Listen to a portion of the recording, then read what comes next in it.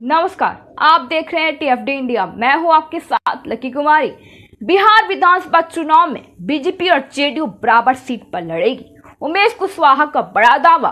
बिहार में मुख्यमंत्री नीतीश कुमार के नेतृत्व में नेताओं और राजनीतिक पार्टियों से लबालब चल रहे राष्ट्रीय जनतांत्रिक गठबंधन में विधानसभा चुनाव 2025 से पहले सीटों की दावेदारी जोर पकड़ने लगी है।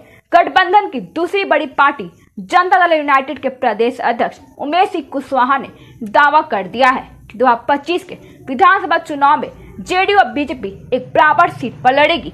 हालांकि उमेश कुशवाहा ने कहा कि सीट बंटवारा गठबंधन की अंदरूनी बात है जिसे पार्टियां बैठकर आपस में कर लेंगी। उन्होंने कहा कि गठबंधन के सभी दल चट्टानी एकता के साथ जुड़े हुए हैं। उमेश कुशवाहा ने समाचार संगठनों से बातचीत में बिहार की राजनीति में जेडीयू और बीजेपी के बीच बड़े भाई और छोटे भाई के रिश्तों में बदलाव के सवाल पर कहा कि उनकी पार्टी कभी छोटी नहीं रही है।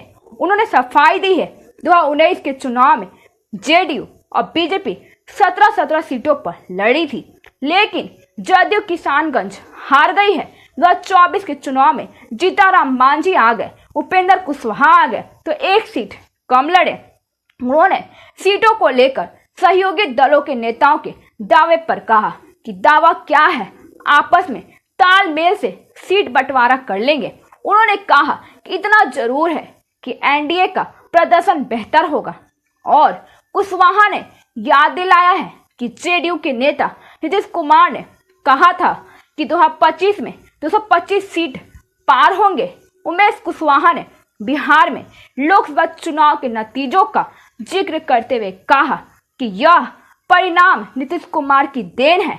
उन्होंने लोकसभा चुनाव में विधानसभा क्षेत्रों में पार्टी को मिली बढ़त की गिनती करते हुए कहा कि एनडीए 177 सीट पर आगे था, जिसमें 74 पर जेडीयू, 68 पर बीजेपी, 29 पर लोजपा और 6 पर हमको बढ़त मिली है। बड़ा भाई और छोटा भाई के संदर्भ में जब उमेश ने लीड की सीटें गिनी तो याद रखना महत्वपूर्ण है कि जेडीयू बीजेपी से एक सीट कम लड़ी थी। चिराग पासवान और उपेंद्र कुशवाहा की पार्टी की तरफ से सीट के दावे पर उमेश कुशवाहा ने कहा कि कौन क्या कहां बोल रहा है, उस पर बोलने का कोई मतलब नहीं है।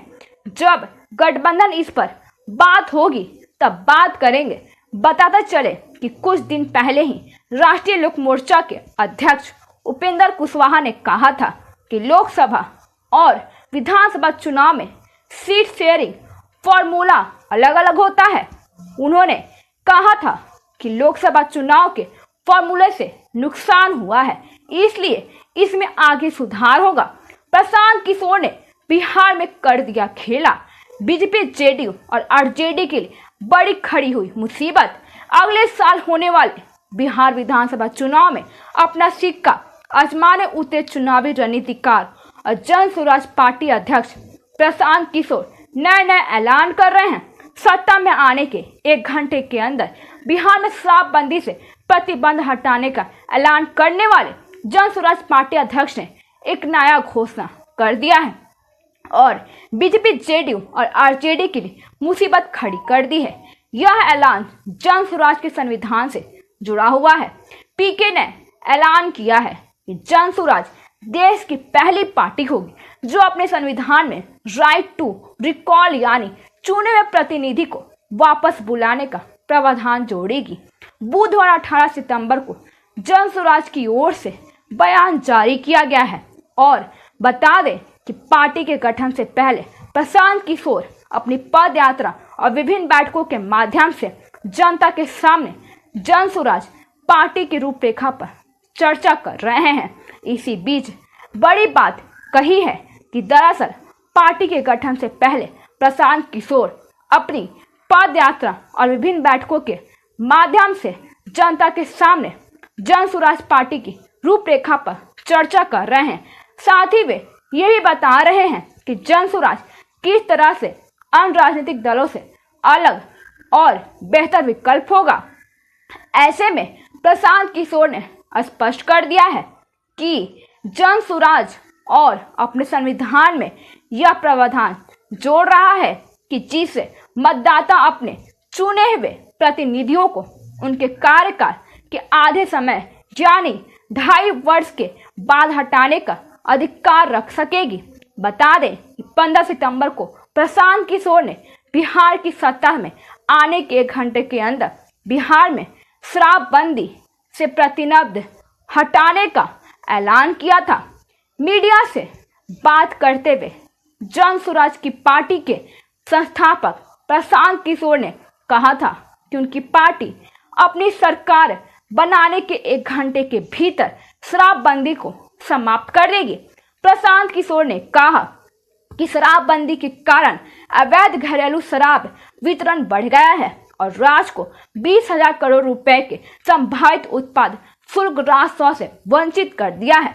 उन्होंने राजनेताओं और नौकरशाहों पर अवैध शराब व्यापार से लाभ उठाने का आरोप लगाया है।